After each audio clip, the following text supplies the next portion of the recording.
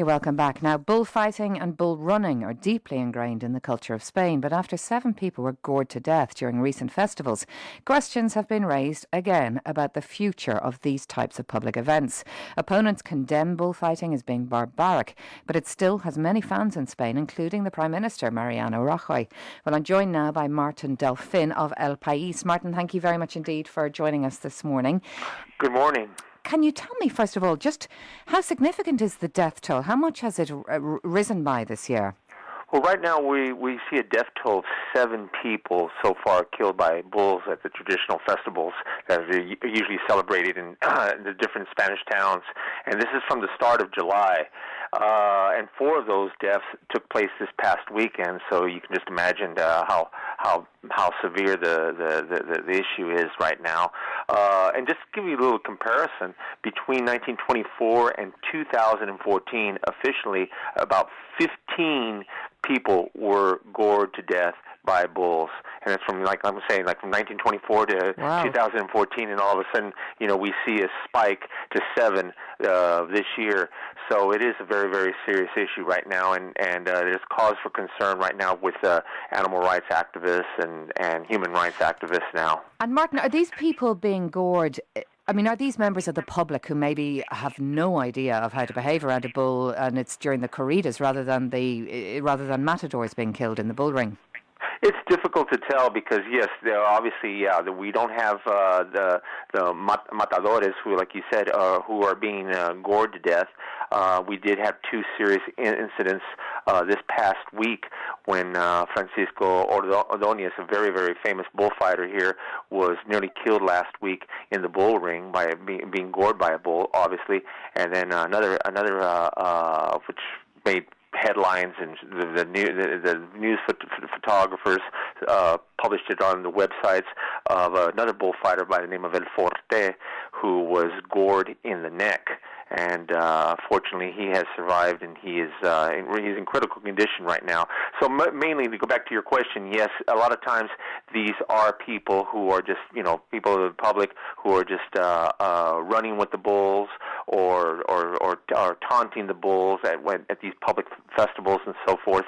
And like I said earlier, there was we don't know exactly what this is the official death toll, 7, but there's a lot of these festivals held in villages and towns across Spain that don't get a lot of publicity, so we really don't know what the exact number is. And it's interesting, Martin, as well, you're saying that this is once again raising the spectre that bullfighting may be banned. It's the death of human beings going along to it. What is the general perception in Spain of the bullfight, the existence of bullfighting, in terms of the animal welfare issues around it? I mean, is it still broadly accepted in Spain that animals are put through this? I think we see a clear division now in Spain. The young people do not go to bullfights. They don't accept the bullfighting culture, just the same way they don't accept the cockfighting culture too, which is still being carried on in the Canary Islands. And usually it's the older generation who still maintain that passion for bullfighting, including our former king, Juan Carlos, who recently said that he is going to do all he can to preserve bullfighting here in Spain, and he's made several pledges and commitments to bullfighters, public commitments and pledges to bullfighters, that he will do all he can to, if Brussels wants to ban bullfighting forever. We have also seen different regions like Catalonia and like I said, the Canary Islands, which have banned bullfighting whatsoever. This year, there's going to be several municipalities, including Alicante on the Mediterranean coast, which will hold referendums whether to hold or not these type of festivities that involve animals, mainly bulls. So councils are beginning to move to ban bullfighting. Is this connected to the shift to the left in Spanish politics, that the left are beginning to take power in these various councils that are looking at getting rid of bullfighting? I don't know if it's a political issue yet, but I think it's more self-awareness. here with the younger generation. I mean, you see a younger generation now who are traveling more, going to other countries, and are more educated and getting involved with the internet and these animal rights groups and different types of petitions online. So I think it's more of a timely factor rather than it is something that involves politics.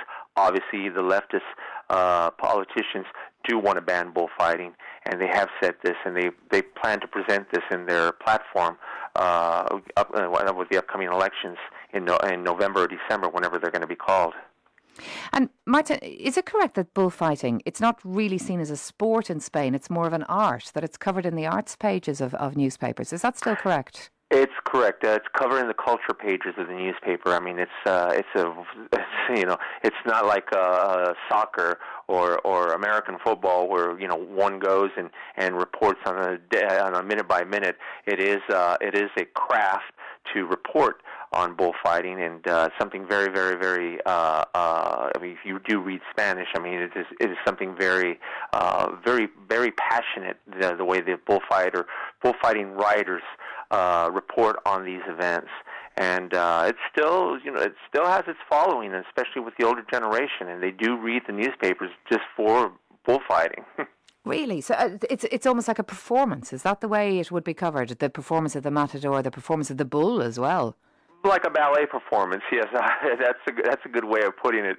Yes, I mean, I'm not an expert on bullfighting, much less on the ballet. But yes, if any layman would read this and would see it, would read it and see it, now we would probably say, "Whoa, wow, this is incredible." And of course, it's still, it may be fading out, if you like, amongst the younger population, but the numbers of bullfights or corridas taking place in the country is still very significant, isn't it? Oh yes, definitely so. I mean, the corridas in across Spain, especially here in Madrid, in the capital, are still draw a big, huge public. In fact, Las Ventas, which is the big bullfighting ring here in Spain, here in Madrid, one of the most famous bullfighting rings in all of Spain.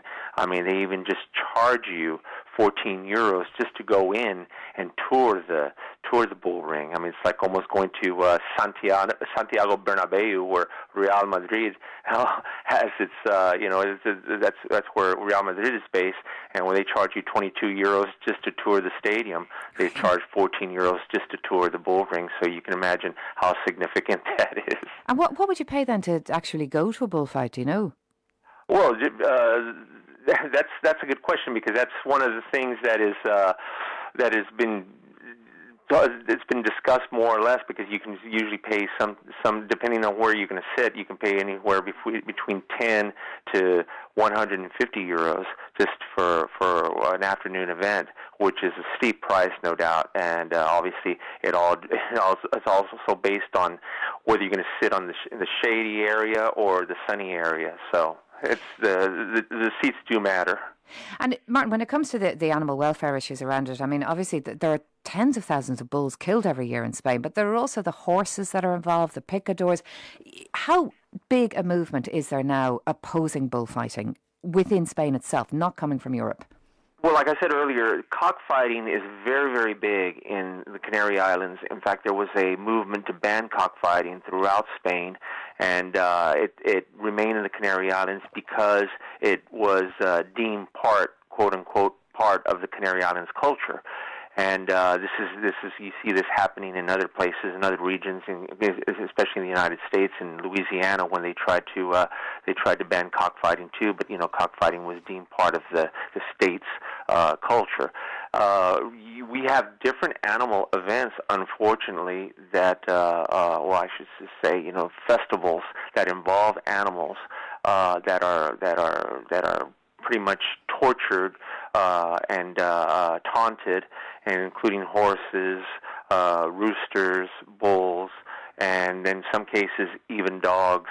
And these events do not get a lot of publicity because they are held in small villages, maybe small villages, what I'm saying, like 5,000 people, 2,000 people. But the animal rights groups now are more vigilant. They are monitoring at all these patron saint festivals that take place during the summer to see what is going on and what is not going on. Last week or 2 weeks ago in Coria, in southern Spain, we had a festival where basically it was an execution of a bull. You know, a man just got up in front of the bull and shot him in the head.